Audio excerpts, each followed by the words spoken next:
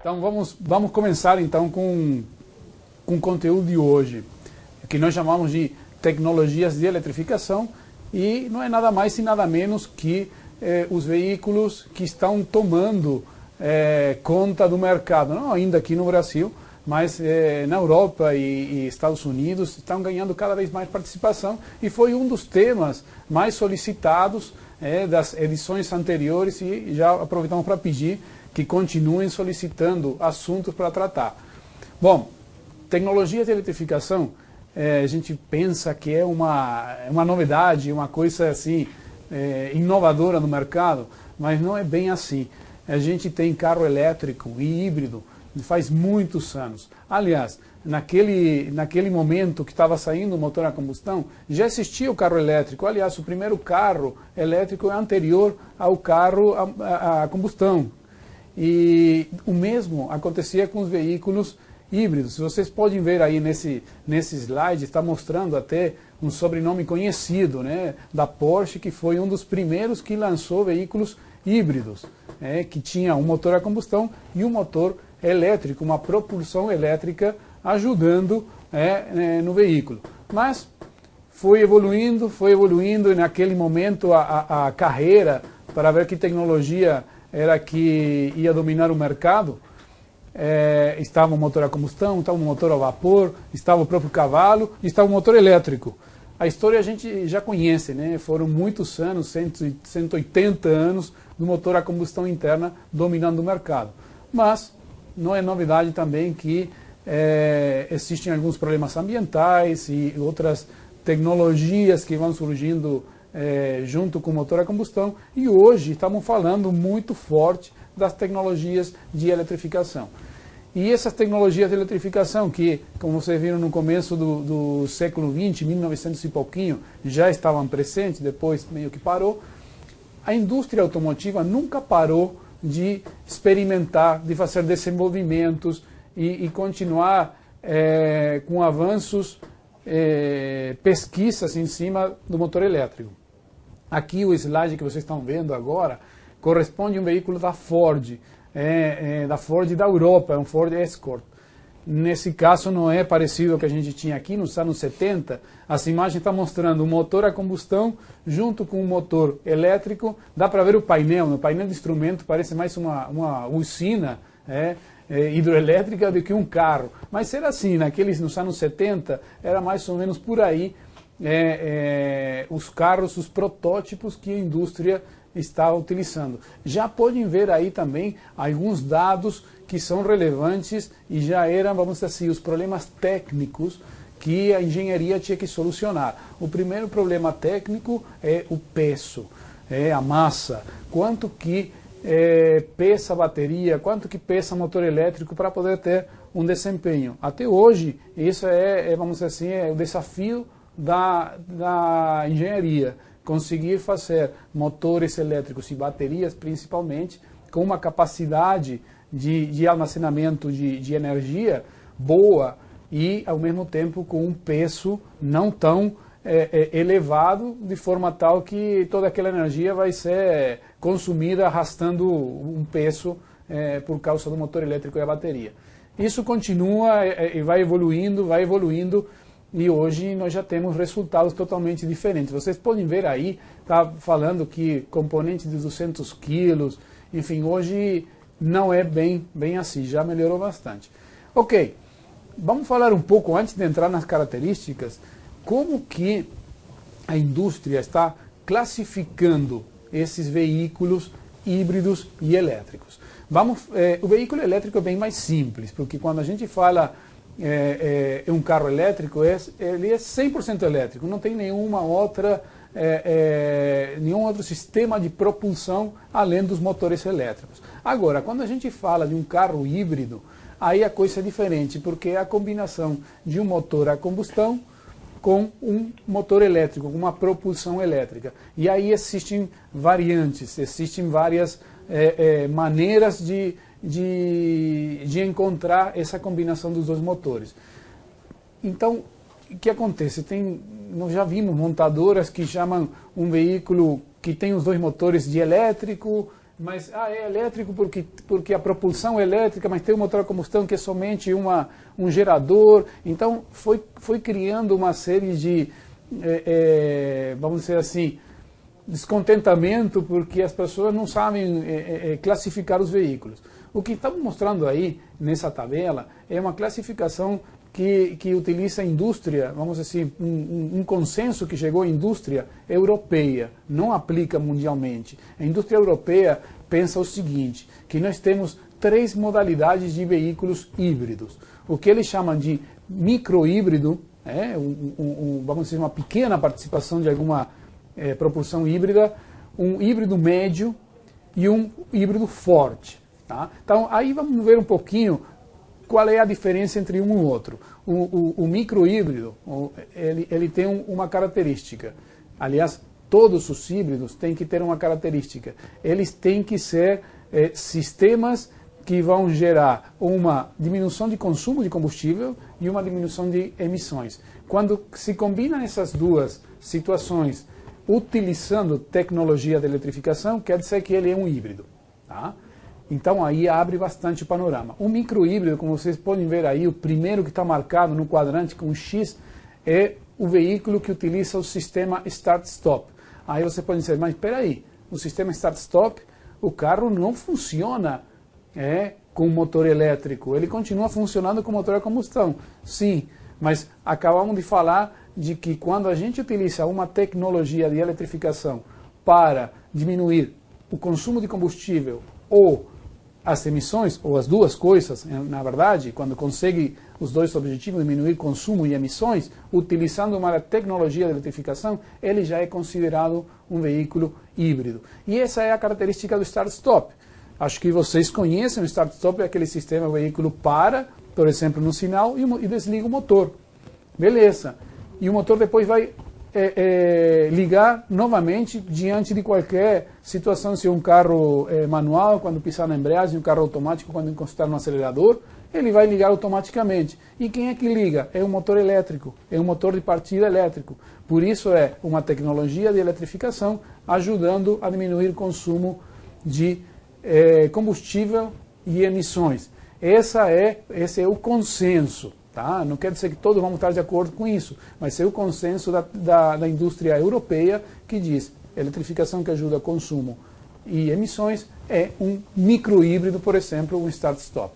Beleza, mas aí já partimos para outra categoria, que é o híbrido médio. O híbrido médio vai ter algumas funções, algumas funcionalidades além do Start-Stop.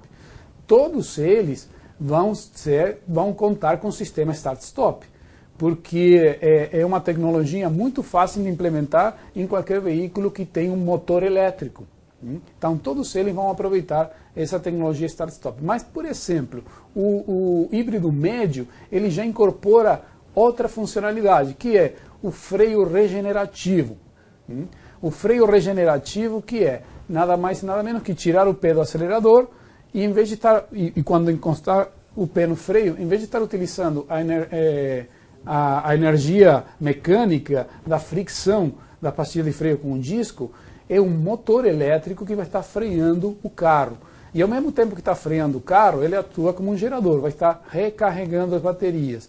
Quer dizer, ele ajuda para frear o carro e também regenera energia. Então, isso é uma característica de um veículo híbrido médio. Tá?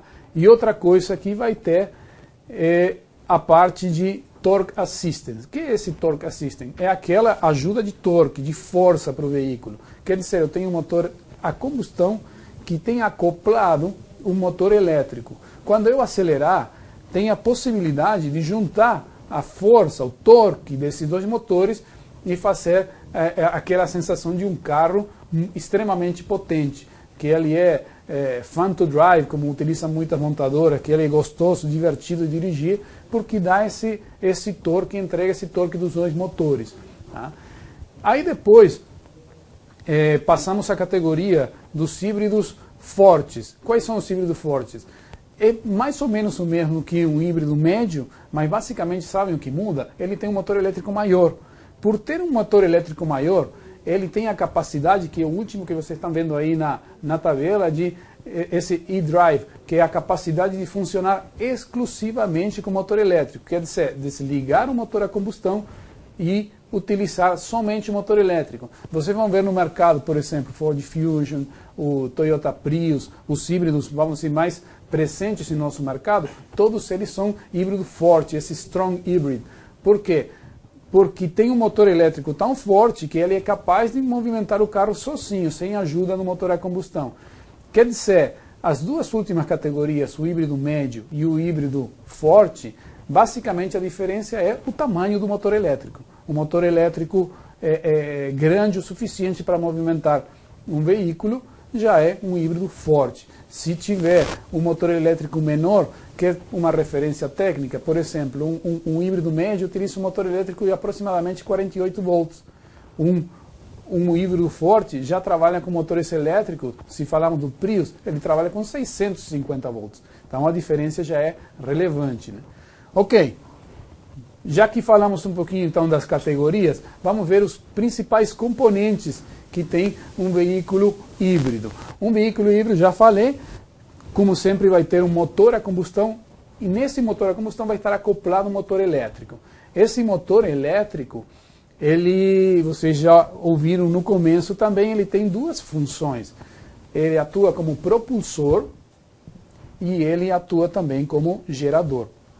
Quer dizer, a gente sabe que trabalhando na fase do motor, eu posso transformar o mesmo componente físico em um motor elétrico ou em um gerador. E para isso ele tem alguns componentes que a gente vai ver um pouquinho em detalhe. Todo motor elétrico e híbrido tem um coração, né, de comando aí, que é o inversor e conversor.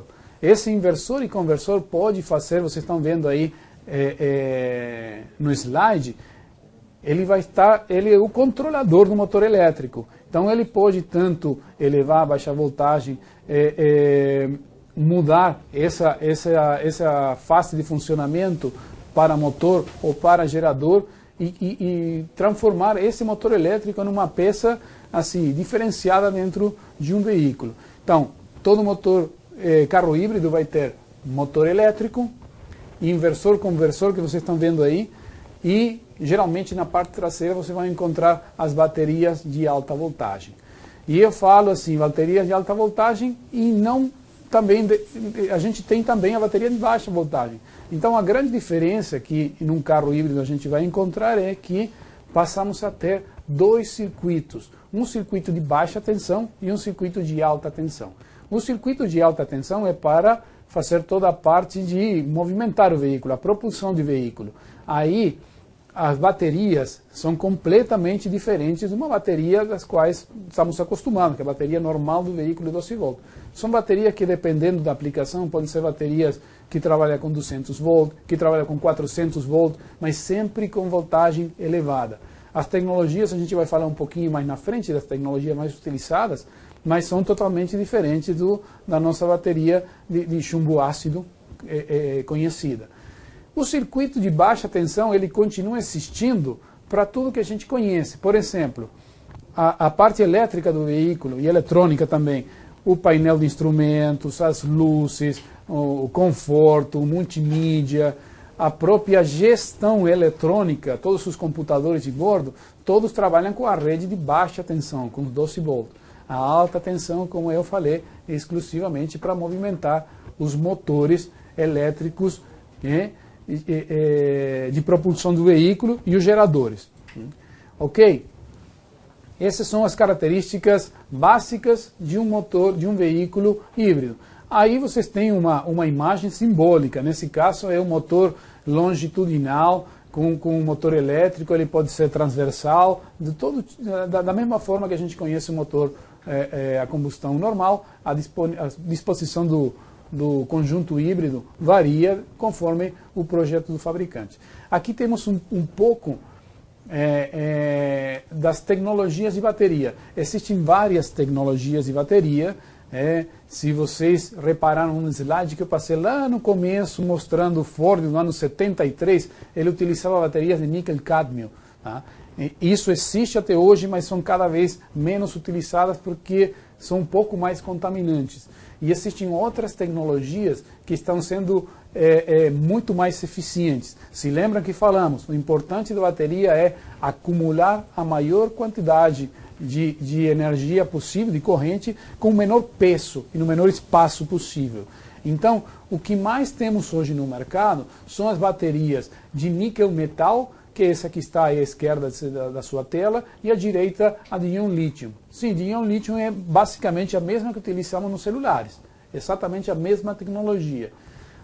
Elas têm um pouco de diferença de performance. A bateria de níquel-metal, vocês estão vendo os dados aí, podemos tomar como referência watts por quilogramos. Watts é a medida de potência, uma medida elétrica de potência, tem mais ou menos entre 150 e 200 watts por quilogramos.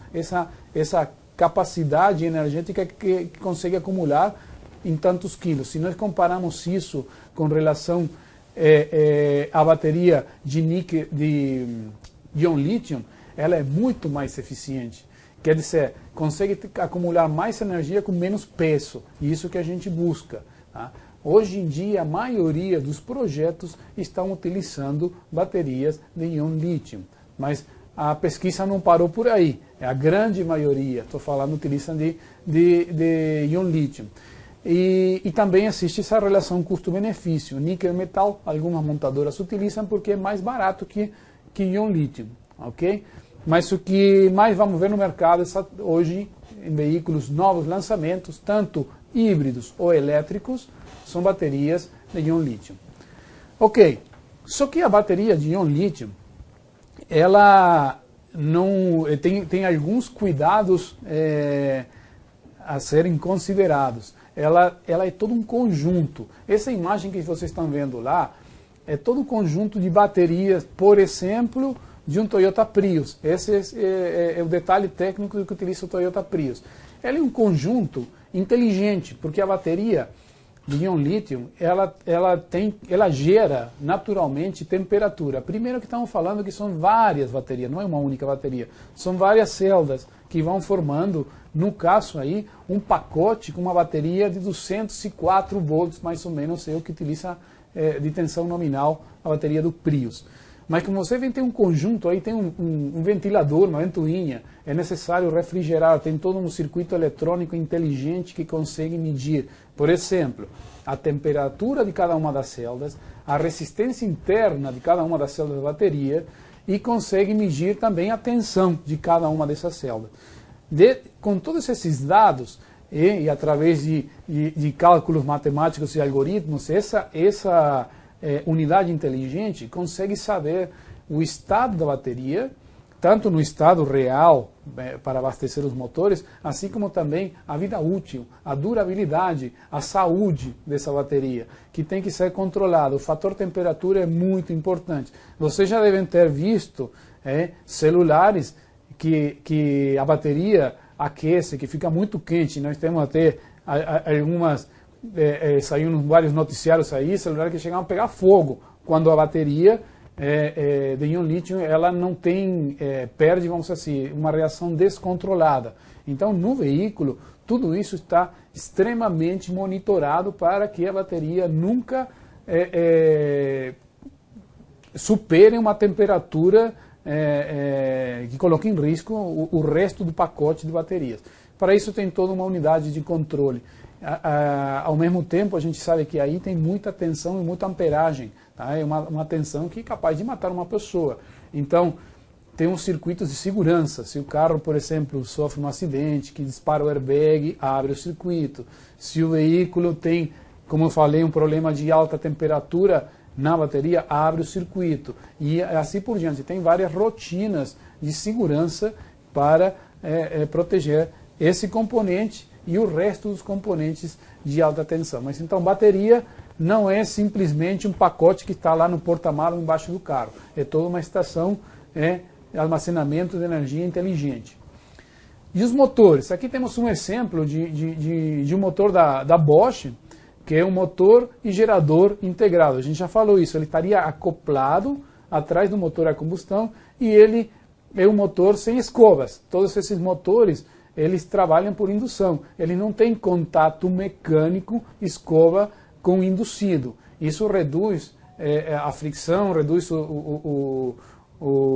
perdas mecânicas e aumenta também a durabilidade do componente. Da mesma forma, é muito mais fácil de controlar o movimento.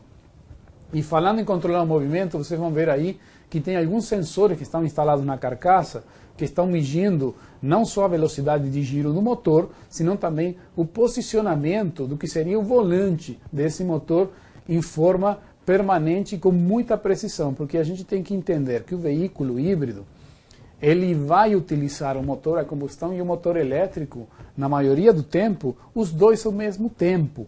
Quer dizer, quanto que utilizo de elétrico e quanto que utilizo de motor a combustão. Tudo isso é um programa, o que seria a calibração do motor elétrico e a combustão tem que se conversar.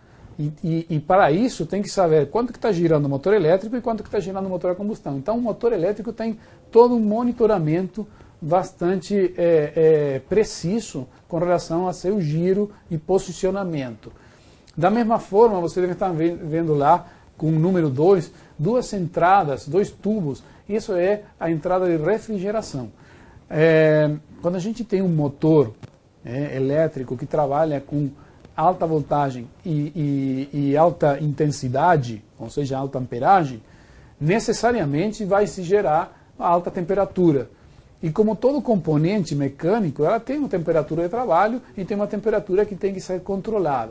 Quer dizer que os motores elétricos, e nós vamos ver isso também no conversor inversor, que vamos ver a continuação, eles têm que ter um sistema de refrigeração. E aí, no caso, nós vimos na bateria que era por ar, era uma ventoinha, ar forçado. No caso do motor elétrico e o inversor, ele é forçado por água. A troca térmica é feita através de um fluido, é um fluido refrigerante. Na maioria dos veículos é o mesmo fluido que se utiliza para o motor.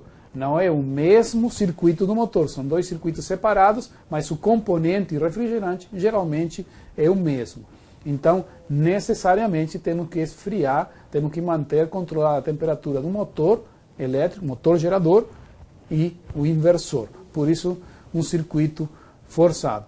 Aqui vocês podem ver dois tipos de motores aplicados em veículos. No caso, a grande maioria dos fabricantes utilizam motores elétricos de corrente alternada, AC.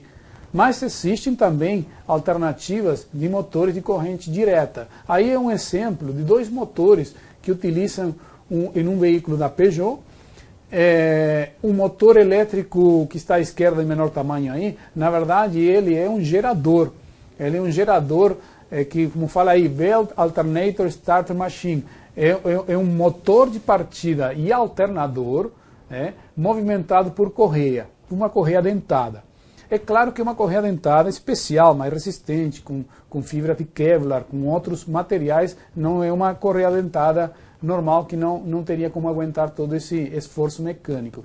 Mas esse motor, no caso da aplicação da Peugeot, ele vai montado na frente do carro com o motor a combustão e ele é as duas coisas. Ele é o motor de partida e o gerador, mas o gerador de alta tensão também. Ele gera alta tensão. E aquele outro motor, ele vai no eixo traseiro, ele já é um motor elétrico de tração. Tá? Então, esses dois casos são motores de corrente direta que trabalham aí oscilando entre 150 e 270 volts. Uma coisa que chama muito a atenção. Motor elétrico, ele tem um torque muito alto, grande torque. O torque é a força que tem o veículo. E o motor elétrico tem um torque desde a rotação zero, quer dizer, está disponível no momento que encosta no acelerador, já tem todo o torque disponível. Se você vem esse motor pequeno, que está dizendo aí que pesa 12 kg, 12 kg, é nada, tem 200 Nm de torque. 200 Nm de torque, você já tem que pegar um carro mais ou menos um BMW para ter 200 Nm de torque. Você tem 200 Nm com um motor que pesa 12 kg. Então dá para entender a relação que existe entre o motor a combustão e o motor elétrico. O motor elétrico tem muito torque, talvez não tenha tanta potência, mas muita força, muito torque. E ajuda pra caramba ter um motor a combustão com um motor elétrico ajudando a empurrar, a tirar o carro da inércia e a utilizar o motor elétrico muito nas baixas e médias velocidades. Então, isso leva com que o motor a combustão seja menos utilizado, por isso que o carro híbrido é muito mais econômico e muito menos contaminante. Mas para explicar melhor isso aí, vamos ver um vídeo exatamente de um veículo da Peugeot que é utilizado na Europa. É um veículo que tem uma característica, é um híbrido com motor diesel, porque também é possível, não, o híbrido não é somente para motor gasolina, o híbrido também pode ser aplicado em um veículo diesel. E aí vamos ver onde estão instalados esses motores, o motor alternador e motor de partida na frente e motor de tração atrás. Vamos ver o vídeo aí então. Ok, vocês estão vendo aí o veículo. É conhecido, nós temos aqui no país esse veículo, claro, com outra motorização diferente, mas na Europa existe uma versão diesel híbrido. Essa parte aí é o eixo traseiro. Vocês estão vendo o motor elétrico transversal. Essa unidade de poder é o conversor, inversor. E aí na parte dianteira, vocês estão vendo o veículo já com a bateria transmitindo a potência aos eixos. Okay? Atrás da bateria. Nesse caso, as setinhas verdes estão mostrando a regeneração, está recarregando a bateria. Aí ele está trabalhando zero emissões, porque ele utiliza só motor elétrico. Também o motor a combustão não tem ação. Aí o sentido da seta está mostrando quando está tracionando, gastando energia da bateria, ou regenerando. Nesse caso, está na situação do boost effect, que quer dizer, aquela potência adicional é somando o motor diesel ao motor elétrico, os dois trabalhando ao mesmo tempo. Agora, na função 4x4, evidentemente que o carro acaba sendo um 4x4 porque tem transmissão dianteira com motor a combustão e transmissão traseira com motor elétrico. Então, acaba sendo um 4x4. E ele pode funcionar tanto com diesel ou elétrico. Aí a propaganda do veículo na época era o primeiro diesel híbrido. E de fato era o primeiro diesel híbrido. Não era o primeiro híbrido porque vocês já viram lá no primeiro slide que o primeiro híbrido era do ano 1913, 14, bem no começo do século. Ok, vamos avançar um pouco mais então. Vamos falar agora de um componente muito importante, que é o controlador do inversor. O motor elétrico tem que ter uma unidade que controla seu funcionamento. Só que ele tem várias funções. Por exemplo, hoje falamos que ele era capaz de inverter a situação de funcionamento do motor elétrico, transformar o motor em um gerador. E isso é feito através do inversor conversor. Ele também, eu comentei para vocês, se vocês estavam atentos, repararam, olha, o Toyota Prius tem 200 volts na bateria e o motor elétrico trabalha com 650. Como que isso acontece? Olha, ele pega 200 volts da bateria de alta tensão e eleva essa tensão até 650, com a possibilidade de levar até 650, e faz funcionar os motores elétricos. Ele também vai ser responsável por quê? Por carregar a bateria de alta tensão. Quer dizer, se eu tenho um gerador que gera, essa corrente gerada vai passar pelo inversor, e o inversor vai monitorar ou vai disponibilizar em forma modulada essa corrente para carregar a bateria de alta tensão. Ok, mas se a gente não tem mais alternador tradicional, o carro híbrido, você pode procurar lá, não vai ter o alternador convencional que a gente conhece, o alternador vai ser o alternador de alta tensão. Mas beleza, como eu vou carregar a bateria de 12 volts? Por quê? Porque o alternador de alta tensão ele vai gerar 200, 250 volts. Eu não posso mandar 250 volts para uma bateria de 12. Quem vai fazer essa tarefa também é o conversor inversor.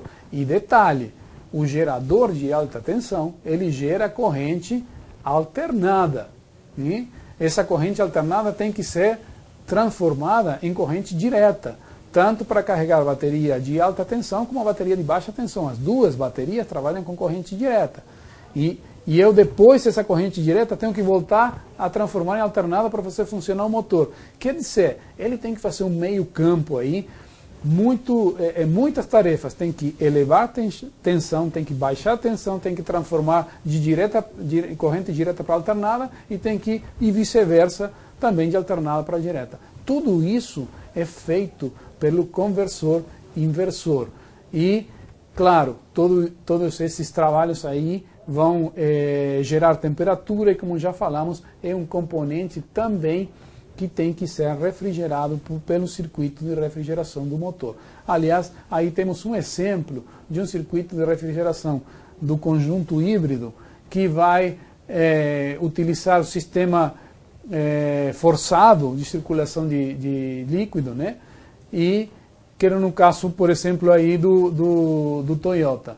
Nós vamos ver depois alguns componentes, evidentemente que vai ter que ter uma bomba de água que faça funcionar tudo isso aí. Ok, falamos bastante do veículo híbrido. E por que falamos mais do veículo híbrido? Porque para passar para o veículo elétrico é muito mais simples.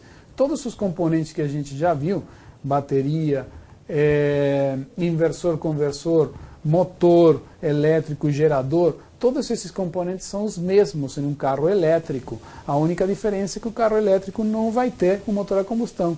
Quer dizer, se a gente entende como funciona o híbrido, o elétrico fica muito mais fácil. Do mesmo jeito, o veículo elétrico vai ter um sistema de alta tensão para movimentar o carro e um sistema de baixa tensão para todos os consumidores elétricos. Luzes, painel, como falei hoje, multimídia, rádio, eletrônica. A eletrônica embarcada é controlada por sistema de 12 volts, de baixa tensão. Então isso continua exatamente igual. O que mais temos para falar de veículo híbrido? Os acessórios. Por quê? O primeiro que eu comentei para vocês é a bomba de fluido refrigerante, que vocês estão vendo aí à direita. O fluido refrigerante, ele vai ter que ser circulação forçada. Então esse veículo vai ter um radiador, igual como se fosse um radiador do sistema do motor a combustão, tem outro radiador para o sistema híbrido, para refrigerar o conjunto híbrido, ou elétrico também, veículo elétrico também tem circulação forçada. Vai ter também um compressor de ar-condicionado. Por quê? Porque a gente falou bem no começo, todo veículo elétrico híbrido tem uma característica, ele é start-stop. Se for elétrico, nem tem motor a combustão. Mas vamos supor que fosse um híbrido. Pode estar o motor a combustão ligado, mas parou no sinal, desliga o motor. Beleza, o que acontece com o ar-condicionado? O ar-condicionado nós sabemos que tem que movimentar o compressor. O compressor vai parar. Então o compressor de ar-condicionado de um veículo elétrico, ele é elétrico também. Ou de um veículo híbrido, ele é um motor elétrico. Ele deixa de ser um compressor que toma movimento por polia, por correia, e passa a ser um motor elétrico. E um motor elétrico de alta tensão. Um motor elétrico que vai receber corrente da bateria do veículo. Portanto, esse é um diferencial. O sistema de um veículo elétrico vai ter compressor elétrico. Aí eu vou contar um detalhe para vocês. Na hora da manutenção, vocês sabem que um compressor elétrico, um compressor de ar-condicionado, ele utiliza o gás, que ele é refrigerante também, e utiliza um óleo lubrificante desse componente. O óleo lubrificante de um compressor de ar-condicionado, de um veículo híbrido ou elétrico, ele é diferente e ele não pode ser o mesmo que se utiliza num veículo convencional, porque ele não pode ser condutor de corrente. Então aí também, quando vocês se enfrentarem com um veículo elétrico híbrido e tem que fazer alguma manutenção do sistema de ar-condicionado, saibam que não é qualquer tipo de fluido lubrificante, né? O gás é o mesmo, que pode ser utilizado nesses veículos. E o outro componente que vocês estão vendo aí é uma bomba de vácuo. Por quê? Olha, a gente sabe que o freio do veículo utiliza um componente que nós chamamos de servo-freio, que ele trabalha com uma diferença de pressões, com um diferencial de pressão. Eu tenho que ter pressão atmosférica e um vácuo, uma depressão do outro lado.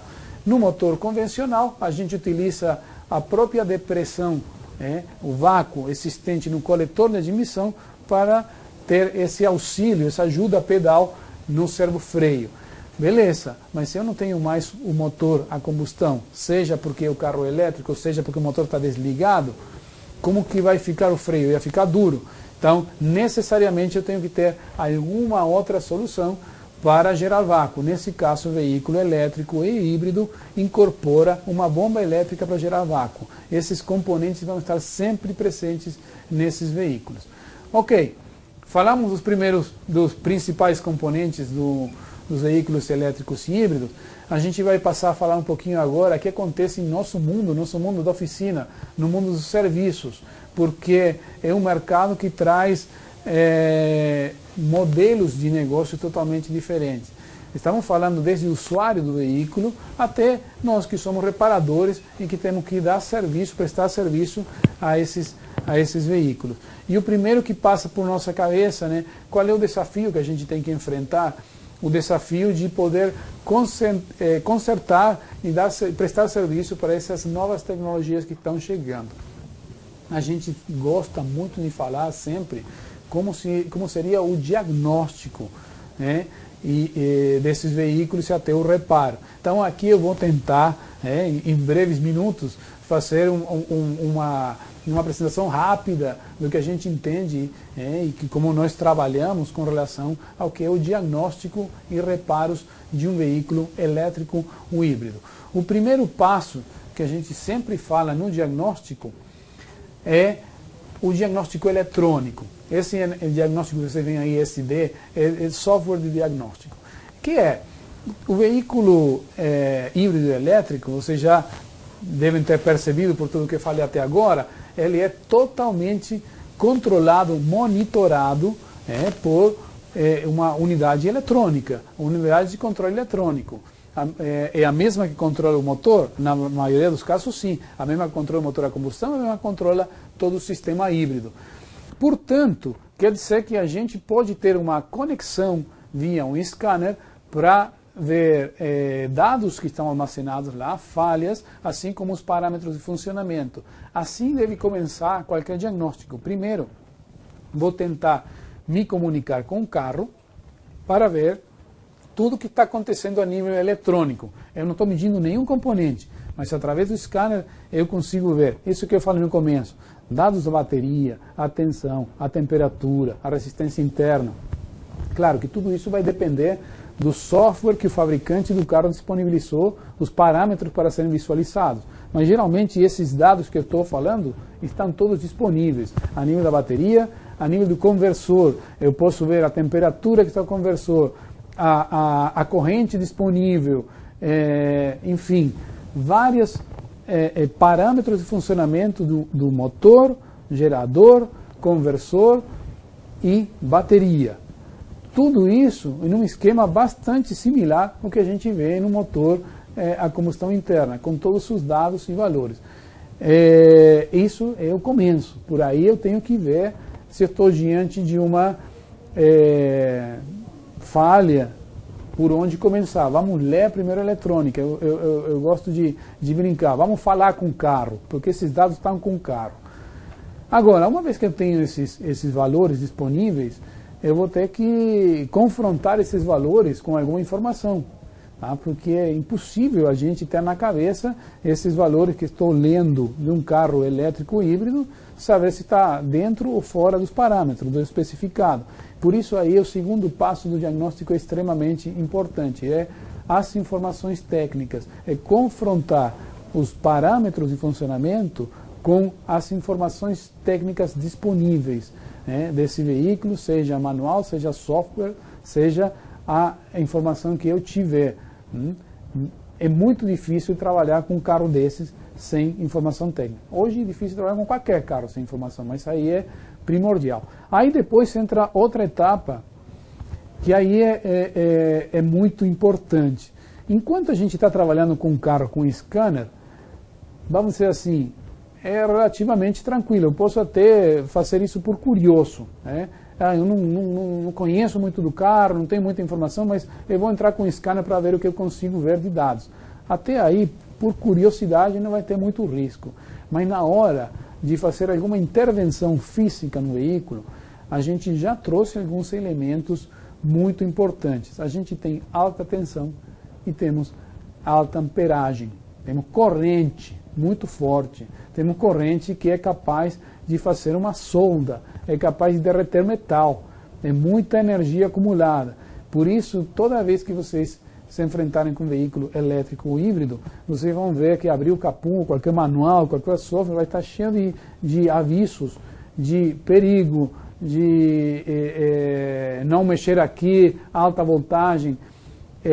Todas as fiações de alta tensão e todas as conexões de alta tensão, elas vão estar identificadas na cor laranja, e vocês vão ver, inclusive, vai dar para perceber na hora que essa fiação é diferente, porque o diâmetro dela ela é muito grossa, é um cabo que tem que transmitir muita energia, então chama atenção, parece um cabo de alta tensão desse que estão na rua. Por quê? Porque tem muita tensão aí.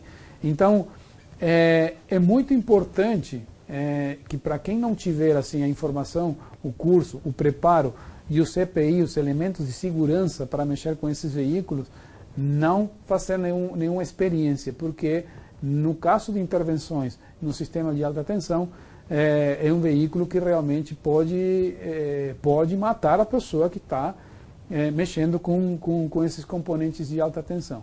Aqui nós temos um exemplo de algumas tarefas ou alguns serviços que são feitos, medições que são feitas nos carros elétricos e híbridos, e até os equipamentos são especiais. Esse equipamento que vocês estão vendo aí não é um multímetro, tá? É um equipamento específico para medir alta tensão, para medir também fugas. Esse teste que vocês estão vendo aí é um teste de fuga de alta tensão. E esse fio que está aí em corte para mostrar como ele é construído, é um cabo de alta tensão no veículo elétrico. Vocês estão vendo que tem a fiação interna mesmo, os fios de cobre, um diâmetro muito grande, quer dizer que vai transmitir uma alta tensão e alta amperagem. Depois tem um isolamento, depois desse isolamento tem outra malha em cima do isolamento, e em cima da malha outro isolamento geral, vamos dizer assim, por todo o fio. Tá? Então, o que está fazendo esse teste? Está medindo realmente o isolamento desse condutor, a capacidade de conduzir corrente sem ter fuga. Tá? E esse teste ele é feito a 500 volts, quer dizer, esse equipamento é capaz de fazer uma descarga capacitiva de 500 volts. E já, por exemplo, toda essa malha que tem no meio o cabo, ela tem uma função muito importante, já que passa tanta corrente, se gera um campo magnético muito grande. E esse campo magnético, vocês sabem, pode afetar a eletrônica. Então, todos esses fios têm toda essa malha, que é um coaxial, na verdade, que vai funcionar como uma antena, ele vai absorver todo esse ruído eletromagnético, essas ondas parasitárias, para levar elas para um aterramento. Quer dizer, até a fiação do carro é totalmente especial. Não dá para estar fazendo, imagina fazer uma emenda, alguma coisa aí, nem pensar. Então, os componentes, os elementos de segurança, os equipamentos, tudo isso é especial para os veículos elétricos e híbridos. Aí é um exemplo de como seria medir as três faces. No caso está medindo só uma, para medir as três faces de um motor elétrico, trifásico, de corrente alternada, de um veículo elétrico ou híbrido. A mesma coisa, está medindo ou a resistência, dá para medir a resistência e dá para medir também o isolamento, se existir uma fuga de corrente nesses veículos aí. O mesmo com conversor inversor, que também trabalha com alta tensão. Tudo isso é muito importante nos veículos híbridos. E aqui a gente deixa muito claro e frisamos muito a necessidade de estar preparado, de fazer um curso, de ter instruções para poder mexer realmente com o veículo híbrido. Se não tiver isso, nosso conselho é realmente não botar a mão nesses circuitos de alta tensão, porque é muito perigoso. Bom, da minha parte, isso é basicamente o que eu tinha para contar para vocês hoje. A gente deixa aí também nessa imagem o nosso site do Centro de Treinamento Automotivo da Bosch. Fazemos o convite também para assistir Quintas Automotivas, que é o programa que nós temos no YouTube do nosso centro de treinamento. Aí temos mais informações, não só de carro híbrido, como também de vários temas relacionados à tecnologia automotiva.